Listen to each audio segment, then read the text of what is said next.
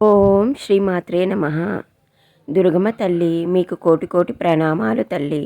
జగన్మాత ఆదిపరాశక్తి జగజ్జనని ఈశ్వరి మామాతే మహాకాళి అమ్మ శంకరి. అమ్మ నీ బిడ్డలందరినీ చల్లగా చూడు తల్లి. అమ్మ నీ బిడ్డలని ఆయురారోగ్యాలు అష్టైశ్వర్యాలు సుఖ సంతోషాలని అనుగ్రహించి ప్రతి ఒక్క దగ్గర విజయాన్ని సాధించేలా అనుగ్రహించు. వాళ్ళ కష్టసుఖాలలో ఎప్పుడు మీరు తోడుండండి తల్లి. ఏది ఎలా చెయ్యాలి, ఏ విధంగా ముందుకు వెళ్ళాలి, ముందుకు సాగాలి, ప్రతి ఒక్క విషయంలో మీరు అందరికీ తోడుండి మమ్మల్ని ముందుకు నడిపియండి తల్లి. అమ్మ సదా నిన్ను నమ్మి కొలిచి ఆరాధించే మా అందరినీ నువ్వే కాపాడాలి తల్లి. అమ్మ ఆదిపరాశక్తి జగన్మాత నీ బిడ్డలు తెలిసి తెలియక చిన్న చిన్న తప్పులు చేస్తే క్షమించు తల్లి. శంకరి నువ్వు ఎలాంటిదైనా ఎంత పెద్దదైనా మాకు కష్టం వచ్చినా దాంట్లో నుంచి మమ్మల్ని బయటికి పడవేసి మాకు అంత మంచి చేసినందుకు మా జీవితాలని అన్నిటినీ మీరు దగ్గరుండి నడిపిస్తూ రక్షిస్తూ కరుణించి కటాక్షిస్తున్నందుకు మీ పాదాలకి కోటి కోటి ప్రణామాలు తల్లి. అమ్మ మేము ఎన్ని జన్మలెత్తినా నీ రుణము తీర్చుకోలేము తల్లి. జగన్మాత మమ్మల్ని సృష్టించింది, మమ్మల్ని ఈ భూమిపై పంపించింది. మేము ఈ భూమిపై పుట్టడానికి కారణమే మీరు. మీ సృష్టించిన ఈ సృష్టిలో మమ్మల్ని కూడా ఉంచి మాకంటూ ఒక జీవితాన్ని ఇచ్చి నీ బిడ్డలుగా మాకు గుర్తింపిస్తున్నందుకు మీ పాదాలకు కోటి కోటి ధన్యవాదాలు తల్లి. జగన్మాత శంకరి అమ్మ ఆదిపరాశక్తి ఈరోజు మా కోసం ఏం చెప్పడానికి వచ్చావు తల్లి? అమ్మ నువ్వు ఈరోజు మా కోసం ఏది అంటే ఏ రకమైనది నువ్వు మాకు తెలియజేయడానికి వచ్చావు? నీ బిడ్డల కోసం ఏం చెప్పడానికి వచ్చావు? ఏ రకమైన మాటలు చెప్పడానికి వచ్చావు తల్లి? చెప్పు తల్లి జగన్మాత. అమ్మ ఈరోజు మన కోసం కొన్ని ముఖ్యమైన సందేశాలు, ముఖ్యమైన మాట చెప్పడానికి వచ్చింది. అందరూ అమ్మ చెప్పేది శ్రద్ధగా విని వాటిని స్వీకరించడం ఖచ్చితంగా చేయాల్సిన పనండి. ఎందుకంటే స్వీకరిస్తేనే అమ్మ అనుగ్రహించిన శక్తి కానీ అమ్మ ఆశీర్వాదం అనుగ్రహం కరుణా కటాక్షంని మీరు స్వీకరిస్తున్నామని కమెంట్లో అమ్మ మీరు అనుగ్రహించేది మేము స్వీకరిస్తున్నాం, మీకు కోటి కోటి ధన్యవాదాలని మీరు రాస్తే అమ్మ యొక్క ఆశీర్వాదం అనుగ్రహం మీకు లభిస్తుంది. ఇది మాత్రం తప్పకుండా చెయ్యండి, మర్చిపోకండి. అమ్మ ఈరోజు మన కోసం ఏం చెప్తుందో విందాం ఇప్పుడు. ఇంకా మిమ్మల్ని మీ శత్రువులు భక్తి మార్గం నుండి మీరు పక్కకి రావాలని చూస్తున్నారు. మీరు చేసే ధ్యానం కానీ ఆరాధించే దైవం నుంచి భక్తి నుంచి మీలోని మంచితనం అన్నీ వదిలేసి మీరు వేరే వైపు వెళ్ళాలి. ఇవన్నిటి నుంచి బయటికి వెళ్ళిపోతేనే భక్తికి అమ్మకి అన్నిటికీ పూజకి వీటికి అన్నిటికీ మిమ్మల్ని దూరం చేస్తే మీరు అన్నీ కోల్పోతారు. అంటే అమ్మ పైన నమ్మకాన్ని కోల్పోతారు. ఏ పూజ చేస్తే ఏం రాదు, అది వేస్ట్ పూజ చేస్తే అనే పరిస్థితికి మిమ్మల్ని తీసుకురావాలని చూస్తున్నారు. పూజ చేయడము ఇవన్నీ వదిలేసి మీరు అమ్మని ప్రేమించడం ఇవన్నీ వదిలేస్తారనమాట. అలా వదిలేసి పూజ చేయడము, అమ్మని ధ్యానించడము, భక్తి మార్గం ఇవన్నీ వదిలేసి బాధపడుతూ ఉండిపోవాలని ప్రయత్నాలు చేస్తున్నారు. ఎవరు? మీ శత్రువులు. మీరు ఆ రకంగా అన్నిటికీ దూరం అయితే మీరు ఏమైపోతే మీ దగ్గర పాజిటివ్ ఎనర్జీ తగ్గిపోతుంది. అమ్మ ఇచ్చిన శక్తి అనేది స్లోగా డౌన్ అయిపోతుంది కదా. మనం ఎప్పటికప్పుడు మన శక్తిని పెంచుకోవాలి తప్పితే తగ్గించుకోవద్దు. సో మీరు మిమ్మల్ని ఈ విధంగా వాటికి అన్నిటికీ దూరం చేస్తే మీ శక్తి కూడా తగ్గిపోతుంది. మీరు సాడ్ ఎనర్జీకి బాధాకరమైన జీవితంలోకి వెళ్ళిపోతూ ఉంటారని వాళ్ళు ఇలాంటి ప్రయత్నాలు చేద్దామనేసి అనుకుంటున్నారనమాట. వాళ్ళ ప్రయత్నాలు ఇలాంటివన్నీ వాళ్ళు చేస్తున్న ప్రయత్నాలు అన్నమాట. మీ నోటి నుంచే మీరు భగవంతుడు లేడు, అమ్మ లేదు, ఎవరూ లేరు అని చెప్పించాలని వాళ్ళ ప్రయత్నం. చూసారా ఎలాంటి ప్రయత్నాలు చేస్తున్నారో? మిమ్మల్ని మొత్తానికి అమ్మకి అన్నిటికీ దూరం చేసి భగవంతుడు అనేవాడే లేడు, ఎవరు లేరు, అమ్మ లేదు, ఎవరు లేరు అనేసి ఆ స్థితిని తీసుకొచ్చి మీ నోటితోనే ఆ రకంగా చెప్పించాలని వాళ్ళు ప్రయత్నం చేస్తున్నారు. వాళ్ళ యొక్క ప్లాన్ అన్నమాట ఇది. వాళ్ళు ఈ రకంగా మిమ్మల్ని ఇబ్బంది పెట్టి ఈ రకంగా ఏ రకంగా ఇవన్నీ చేస్తే మీరు ఏం చేస్తారు? బాధలో ఉండి అరే అమ్మకి నేను ఎంత మొక్కినా అమ్మ నాకు చేయట్లేదని కొంతమంది చేస్తారండి. ఇది మాత్రం నిజము. ఏంటంటే మనకు బాధ అవన్నీ వచ్చేసరికి కొంతమంది చాలా డిసప్పాయింట్ అయిపోతారు. నేను ఎన్ని పూజలు చేసినా, ఎంత అమ్మని నమ్మినా, ఎంత భగవంతుని నమ్మినా, ఎంత చేసినా కానీ ఆయన నాకు ఏ రకంగా సహాయం చేయట్లేదు, ఆయన నాకు తోడు ఉండట్లేదు, ఇలాంటివన్నీ థాట్స్ వాళ్ళ మైండ్లోకి వచ్చేస్తూ ఉంటాయి. మానసికంగా కృంగిపోతారు, డల్ అయిపోయి ఇంకా నేను ఏ పూజలు చెయ్యను, ఏది చెయ్యను, మాకు ఎప్పుడు ఇట్లనే ఉంటుంది అది ఇది అని అనుకొని మొత్తం చేసేవి కూడా ఆపేసేసరికి ఏమైపోతుంది, వాళ్ళు ఇంకా మొత్తమే కింద పడిపోతారు. ఇంకెవరు సహాయం చేసే వాళ్ళు ఉండరు వాళ్ళకి. వాళ్ళు రోజుకి ఇంకా మొత్తం మీద అయిపోవాల్సిందే తప్పితే ఇంకెక్కడి నుంచి వాళ్ళకి సహాయం కూడా అందదు. అది వాళ్ళు అర్థం చేసుకోరు. కానీ ఎప్పుడైతే మనకు అన్ని విధాలుగా ఇబ్బందులు వస్తూ మన మనసు చెయ్యొద్దు, పూజ చెయ్యొద్దు, ఇవాళ ఎందుకులే రేపు చేసుకుందాం, ఇట్లాంటి ఇవెన్నో ఆలోచనలు వస్తాయి. అలా వచ్చినా కూడా వాటినన్నిటిని పక్కకు పెట్టి అలా చెయ్యకుండా మనం ఖచ్చితంగా ఇంకా ఎక్కువగా అమ్మని ఆరాధించుకోవడం, ఇంకా ఎక్కువగా మనం పూజ చేసుకోవడం, అమ్మతో సమయం ఎక్కువ గడపడం, ఇలాంటివి ధ్యానం చేయడం, ఇలాంటివి ఎక్కువ చేసిరనుకోండి మీ మైండ్లో కూడా చిన్నపాటి ఆలోచన కూడా రాదు అలా చేయాలని, వేరే మానేయాలి చెయ్యాలి అన్న ఆలోచన రాదు. మీకు ఇంకా ఎక్కువ పాజిటివ్ ఎనర్జీ వచ్చి ఆ ఆలోచనలు వచ్చేలా ఎవరైనా చేసినా అవి అక్కడికే కట్ అయిపోయి వెళ్ళిపోతుంది.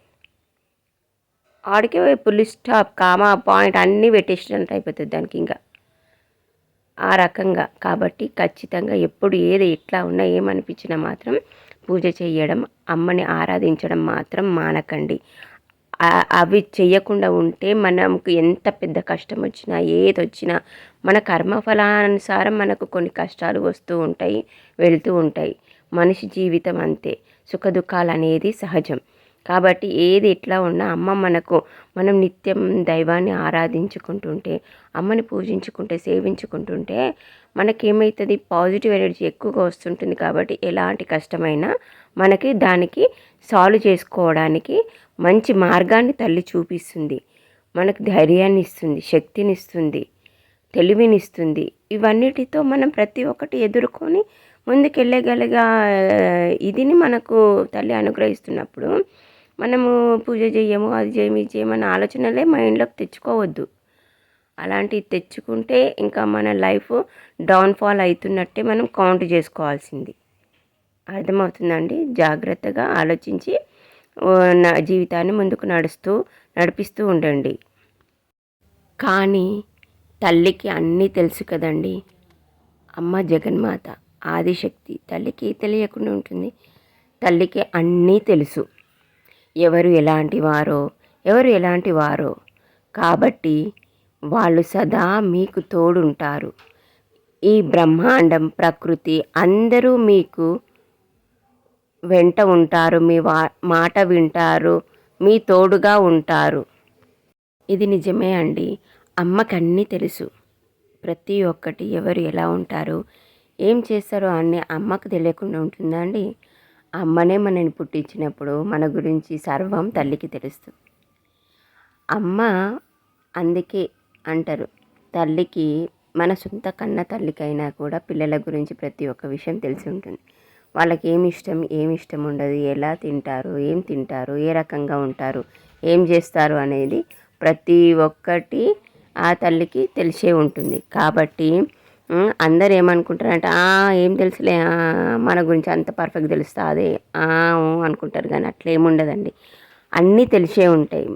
గుణగణాలు కానీ ప్రతి ఒక్కటి అన్నీ తెలిసే ఉంటాయి.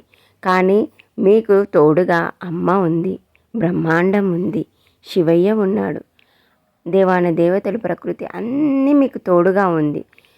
మీ శత్రువులు మిమ్మల్ని భగవంతునికి దూరం చేయాలనుకున్నా చెయ్యలేరు. ఎందుకంటే అమ్మ మిమ్మల్ని ప్రేమగా ఇంకా దగ్గరికి తీసుకుంటుంది. అలాంటప్పుడు వాళ్ళు మిమ్మల్ని అమ్మకి ఎలా దూరం చేయగలుగుతారు? చేయలేరు. వాళ్ళు ఎన్ని ప్రయత్నాలు చేసుకున్నా మీరు అమ్మకి దూరం అవ్వరు, భగవంతుడికి దూరం అవ్వరు, నిత్య ఆరాధనలు చేసుకుంటూనే ఉంటారు, అమ్మని పూజించుకుంటారు, అమ్మని సేవించుకుంటూనే ఉంటారు. వాళ్ళ ప్రయత్నాలు మాత్రం ఫలించేవి. శత్రువులు అనుకుంటూనే ఉంటారు. ఏమనుకుంటారండి వాళ్ళు?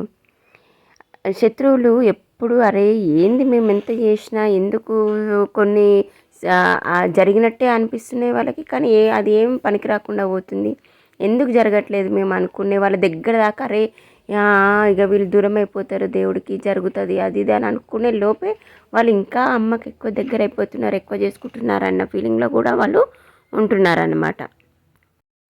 మీ శత్రువులు ఎట్లా అనుకుంటున్నారంటే అసలు మీ శత్రువులు అనుకుంటున్నారు మేము ఎన్ని రకాలుగా ప్రయత్నాలు చేసినా వీళ్ళు మాత్రం భక్తి మార్గం నుండి పక్కకు రావట్లేదు అని వాళ్ళు మీపై మంత్రతంత్ర ప్రయోగాలు కూడా ప్రయోగించారు. చూసారా? అంటే అమ్మకు దూరం చేయడానికి కూడా వాళ్ళు ఎలాంటి దారిని ఎంచుకున్నారు. అసలు నిజంగా అమ్మ ఈ సృష్టిలో ఎలాంటి మనుషులు కూడా వచ్చిరమ్మ, వీళ్ళందరూ రాక్షసులే. ఆ కాలంలో రాక్షసులు, ఈ కాలంలో మనిషి పుట్టుక కొట్టి అందుకే వాళ్ళ బుద్ధులన్నీ అట్లుంటున్నాయి. మంచి మంచి మనుషులైతే మంచిగానే ఉంటుంది, నలుగురు మంచిగా ఉండాలి, మంచి మార్గంలో నడవాలి, అందరు బాగుండాలి, అందులో మనం ఉండాలని ఆలోచిస్తారు తప్పితే ఇట్లా పక్కోళ్ళు చెడిపోవాలి, వాళ్ళు నాశనం అయిపోవాలి, వాళ్ళు మంచిగా ఉండొద్దు, మేము ఆనందంగా ఉండాలి, మాకే అన్నీ ఉండాలి, మేమే పైకి ఎదగాలి, మా దగ్గరనే డబ్బులు ఉండాలి, ఇలాంటి ఆలోచనలు ఇలాంటి బుద్ధి ఉన్న వాళ్ళు పూర్వజన్మల రాక్షసులు అయ్యే ఉంటారు. ఒకరి చెడు కోరేవాళ్ళు అదే వాళ్ళు అయి ఉంటారు. వాళ్ళకి అలాంటి బుద్ధి, ఎందుకంటే రాక్షసులకి అసలు ఏమంటారు, ఇది మనసు మంచిగా ఉండదు వాళ్ళది. ఎప్పుడు ఒకరు చెడు కోరుకుంటారు తప్పితే మంచి కోరుకోరు వాళ్ళు. వీళ్ళకి కూడా అలాంటి రకమైన మనస్తత్వం, అలాంటి బుద్ధి. అందుకే ఎప్పుడు ఎదుటి వాళ్ళు చెడు కోరుకోవడం తప్పితే మనం బాగుపడదాం, మనతో పాటు ఇంకో నలుగురిని బాగు చేద్దామన్న ఆలోచన వీళ్ళకి ఉండదు. మీ భక్తి వల్ల ఇవేవి మీపై కొంచెం కూడా మీపై కానీ మీ కుటుంబం పైన కానీ ప్రభావం చూపించలేకపోయాయి. కొంచెం కూడా మీ మీద కానీ మీ కుటుంబం మీద కానీ ఎలాంటి ప్రభావం చూపించలేకపోయాయి. ఎన్ని వాళ్ళు మంత్రతంత్ర ప్రయోగాలు మీ వైపు పంపించినా కానీ అవేవి పని చేయలేకపోయినాయి. కారణం మీరు అమ్మని నమ్మి భక్తిపూర్వకంగా ఆరాధించారు. మీ భక్తి ముందు ఇలాంటివి ఏవి పని చెయ్యవు, ఏవి అస్సలు దగ్గరికి కూడా రావు. ఎందుకంటే అమ్మ చూసుకుంటుంది. అలా అమ్మ మన దగ్గర ఉన్నప్పుడు, అమ్మ శక్తి మన దగ్గర ఉన్నప్పుడు, అమ్మ సదా మనల్ని రక్షిస్తున్నప్పుడు ఇంకా అవన్నీ మన దగ్గరికి ఎందుకు వస్తాయండి? అవి సగంలోనే ఆడనే అడ్డుకట్టేసేస్తుంది అమ్మ. నుంచి అక్కడనే వెళ్ళిపోను, రానవసరం లేదు, నా బిడ్డ దగ్గర నేనున్నప్పుడు నువ్వు ఇంకేడికి వస్తావు అనేసి అమ్మ వాటిని అక్కడి నుండే కంట్రోల్ చేసి పంపించేస్తుంది, మన జోలికి రాకుండా. భక్తిలోనే శక్తి, అది అర్థం చేసుకోవాలందరూ. మనం ఎంత ప్రేమపూర్వకంగా మనసుపూర్వకంగా మనసు ఇష్టంతో అమ్మని అమ్మా అని పిలుస్తూ ఆరాధించుకుంటే మనకి అంత శక్తి లభిస్తుంది. శక్తి అమ్మిస్తుంది మనకు. మన కన్న తల్లిదండ్రులు మనకు తినిపించి చేసి మంచి మాటలు చెప్పి ఆ రకంగా మనల్ని పెంచుతూ మనకు శక్తి ఇస్తూ ఉంటారు. అమ్మ ఆది పరాశక్తి తల్లి మనకు కనబడదు, కానీ మనకు ఎన్నో రకాలుగా తల్లి మనల్ని ఆదుకుంటూ రక్షించు మనకు విజయాన్ని చేకూరుస్తూ మనకు ఎన్నో రకాలుగా శక్తిని అనుగ్రహిస్తుంది. ఆ శక్తిని ఏ రకంగా అనుగ్రహిస్తుంది? మనం భక్తిపూర్వకంగా తల్లిని ప్రేమపూర్వకంగా ఆరాధించుకుంటే ఆ రకంగా అక్కడి నుండి అమ్మ మనకి కనెక్ట్ అయ్యి మనకి శక్తిని అనుగ్రహిస్తుంది. అమ్మకి మనకి మధ్యలో ఏ దారి లేకపోతే అమ్మ మనకి ఎలా శక్తిని ఇస్తుంది? ఎలా మనని కాపాడాలంటే అమ్మకి కానీ మనకి కానీ దారి దొరకదు కదా. భక్తి అనేది అమ్మకి మనకి మధ్యలో ఉన్న ఒక దారి లాంటిదన్నమాట. అమ్మ మనకి శక్తిని అనుగ్రహించగానే ఆ దారి త్రూ మనకు వస్తుంది. అందుకే భక్తిలోనే శక్తి ఉంటుంది. కాబట్టి ఎల్లప్పుడూ మనము భక్తిని మరవకూడదు, భగవంతుడిని ధ్యానించుకోవడం మరవకూడదు. ఆ భక్తియే మనకు చాలా స్ట్రాంగ్గా బలంగా చేస్తుంది మనని. ఎన్ని రకాలుగా ఎవ్వరు ఎన్ని ప్రయత్నాలు చేసినా ఏమీ చేయలేరు. ఎందుకంటే మనము మన భక్తిని ఎంత పెంచుకొని ముందుకు వెళ్తుంటే మనకు అంత స్ట్రాంగ్నెస్ వస్తుంది, అంత బలం ఉంటుంది. మనం అన్ని రకాలుగా ఏదైనా చేయగలుగుతాం. మీ భక్తి వల్లనే మీరు చాలా స్ట్రాంగ్గా ఉంటారు.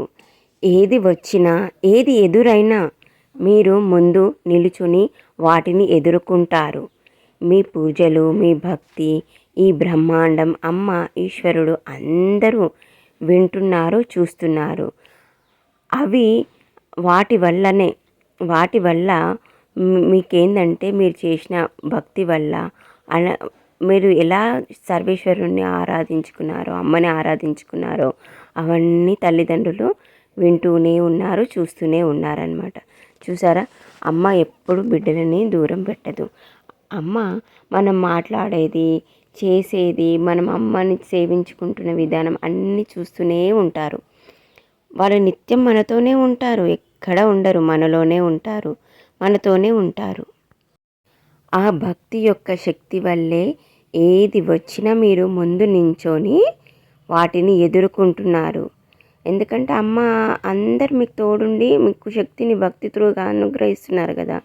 అది మీలోన ఉండడం వల్ల ఎలాంటిది వచ్చినా మీరు మీ కుటుంబానికి ఏది వచ్చినా, ఎవరికి ఏది వచ్చినా మీరు ముందు నిల్చొని వాటిని ఎదుర్కొంటున్నారన్నమాట. మీ ఆ శక్తి తల్లిదండ్రులు అనుగ్రహించింది కాబట్టి. అర్థమవుతుందా?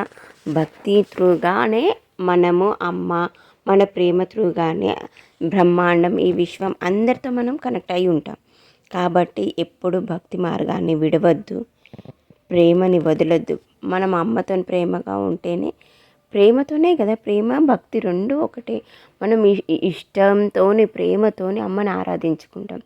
అమ్మ అంటే అది ప్రేమ, అమ్మ అని పిలిచినా అది ప్రేమనే, భక్తియే. భక్తి అమ్మ మీద భక్తి ప్రేమ ఉండి మనం చేసేదే పూజ.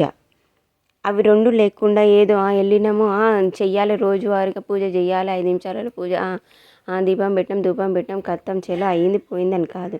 నువ్వు ధూప ఆరాధన ఏది లేకపోతే కనీసం ఒక చిన్నపాటి అగరబత్తి వెలిగించినా సరే, కానీ ప్రేమతో భక్తితో అమ్మ నా దగ్గర ఏది లేదు తల్లి, నా దగ్గర ఇదే ఉంది, నేను ఇదే సమర్పించుకుంటున్నా మీకు అని ఇష్టంతో ప్రేమతో భక్తితోని స్వీకరించు తల్లి, నా దగ్గర ఉన్న దాంట్లో నేను సమర్పించుకుంటున్నామే అని అమ్మ అని చెప్పి నువ్వు ఆ ఒక్క అగరబత్తి అయినా సరే వెలిగించి అమ్మ ముందు పెట్టు. అమ్మ అది తప్పకుండా స్వీకరిస్తుంది.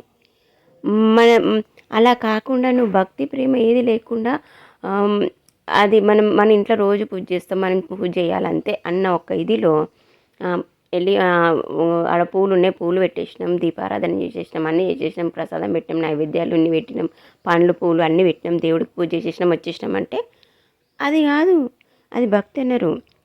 ఎందుకంటే మీ మైండ్ మనసులో ఏముంటుంది, పూజ చేయాలి అంతే, రోజు మన ఇంట్లో పూజ చేస్తే మనం పూజ చేస్తున్నాం అంతే అన్న ఫీలింగ్తో పూజ చేస్తే అది ఎలాంటి ఫలితం చూపించదు, ఎలాంటి ఇది చూపించదు.